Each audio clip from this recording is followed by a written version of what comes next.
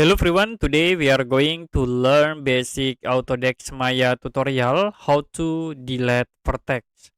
So as example, I will use the cube object and you can go to the polycube once and you can increase for the subdivision here. I will set into 4.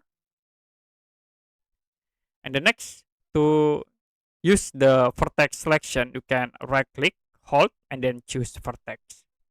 Now you can select the vertex to delete, like I will click at this vertex. You can go to edit mesh and then click on delete edge or vertex.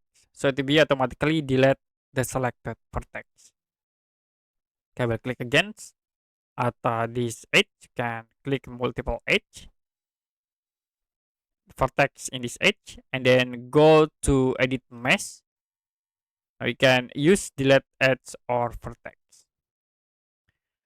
Okay, that's it for basic Autodesk Maya tutorial how to delete vertex.